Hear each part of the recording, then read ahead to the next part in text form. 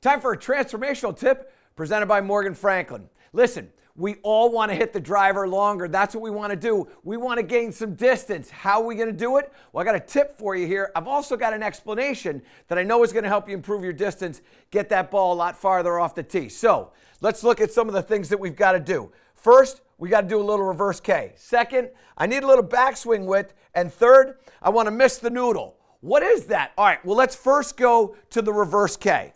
So what do I mean about a reverse K? Well, when we get set up to hit a shot, so many times what happens to you is you're reaching for that forward ball position. And when you reach for that forward ball position, the shoulder line opens up and now your spine is actually tilted towards the target. The reverse K is when you take the line of the lead side and you create a straight line going up. And now, right here, from my trail hip to my trail shoulder, it's working away. And from my trail ankle to my trail hip is working away. So this is sort of a backwards K position right here. And when you do this right, what you're going to see is the shoulder line is going up in the air. So it's going that way instead of that way. Now, watch what happens when I get my shoulders in a wrong position and I get that setup position incorrect so I don't have the reverse K here. I'm going to show you a couple things. All right, now, pretty good shot there. Ball flights out a little bit lower, and I want you to pay attention to a couple of little different things. So come on up here and see what we have. First of all, we flighted this out really low. In fact, the apex was only 64 feet. The launch angle was about 12 degrees. Now, when I get that kind of lowness, what I get is I get a ball that's going to get to the ground early. That one flew about 230, and because it didn't have a lot of spin, that ball got out to 270. So, but if it's wet, that thing's going to be 230 to 245. It's not going to go very far because it's going to hit and splat. So the way we're going to be able to get this ball to get up in the air is get into that reverse K position. So watch what happens again when we do this.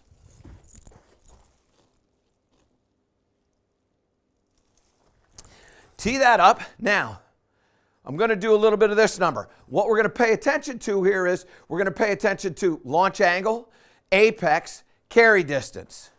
All right, so set up like this. Now I get a little reverse K here. So we go reverse K. 149 I think I have on that ball speed. So here we go. All right, now a little bit of a miss hit there. But what I want you to see, come on up here, because this is really what happens. I know I hit that to the right. I get it. But watch this. My ball speed there was 149.6, so basically the same. My golf ball carried 250, so I got 20 yards of carry out of that shot. Now watch what happens. Apex, 102. Remember, we were at 64. So I lifted that apex up to 102. And my launch angle went to 15 degrees. So I was sitting there in that 11, 12 range. Now I got it to 15 degrees. Now what I got to do is I got to do a couple other things to get a little bit more distance on this. All right? So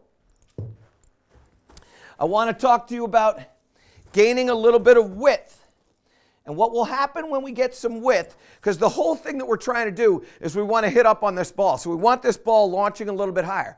When I get a little bit of width in the backswing, and what I mean by that is my arms and hands are going to be away from me. They're going to be back here and be in what we call a deep position. When I get this over here, now the club is going to be coming into the ground from the inside or into the ball from the inside. And that's going to make this a very shallow angle of approach. In fact, maybe even moving in an upward direction with the club head, which is also going to launch this up into the air. So I'm going to slip into a little bit of a reverse K.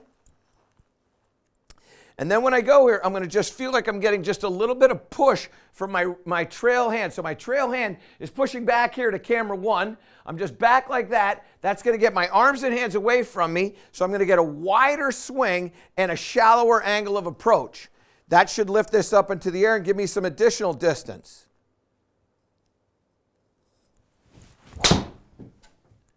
So here we go. Now, watch what happens to this apex here, because I want you to see the apex right down here. 129 in the apex. Launched that at about 13.5. So pretty good. All those numbers much higher. Now what we got to do is we got to do one final thing. And that one final thing is I want to feel like I'm hitting up on that ball. Now, how do we motivate ourselves to hit up on the ball? Well, we have to have some sort of avoidance, something to avoid. So, we've got to get ourselves the swim noodle here. And I got my swim noodle. And now what I'm going to do is I'm going to put that noodle just in front. So we'll put it right up there. Now, tee this up. Now, in a down the line view here, Gibbsy, if I'm taking my golf club and it's coming into a downward approach right here, I'm going to hit that noodle there. When I've got the club coming into this and moving up, now you can see it's going to go above that swim noodle right there. Now, how far is the swim noodle in front of that driver? Well, let's start out with, we're going to get a grip and a half. So 1.5 grip, it'll be about like that. I put that down there. So I've got about a grip and a half in front. That's what the swim noodle is going to do. And that's going to allow me, when I'm swinging above this, to feel like I'm moving in an upward direction here. By the way, just so you know, that ball speed on that last one, remember I told you before I was 149. That one there was 152. So I gained some distance by getting that width, some ball speed. Now, we're going to miss that noodle. Now what you can see here is, again, I got that a little bit high in the crown. But what I want you to look at here is my launch angle and my apex. The apex is a little higher than I want because I got it high in the crown. But look at this, 150 feet up in the air. Now that's not ideal, but that's a lot higher. Launch angle, 18.6. Again, I got it high in the crown. Not ideal, but a lot higher. So now what we got to do is we got to put it all together. So, got to make sure I've got a ball that's going to register here. I'm going to take the swim noodle out, and I'm going to do these three things. And we'll see if we get a ball that goes a little bit farther, launches a little bit higher. My apex, I want that thing to apex somewhere around 100 to 120. That would be my max. 100 to 120 is where I want it to be. And I should be able to get a shot that gets out there in the maybe 275 to 280 range would be ideal for me. So reverse K. Get some width, miss the noodle. Reverse K, get some width, miss the noodle. Now let's see what we get on this one. Don't hit that thing. Okay, good. All right, good. Now, let's look at what happened in these really important areas, right? We talked about getting this to get up into the air. Look at the ball speed now, went up to 156, because what I got when I did this, I'm kind of pushing back off of that, missing that noodle. That puts a little bit of speed into that club head. I'm starting to use the ground a little bit differently. Even though it's a simple thought like miss the noodle, I use the ground a little bit differently. And look at this, zoom in on that right there. I got 283, so 156, 283. We got to do this again. I got to get another one again. Let me get this tee. Oh, that was fun.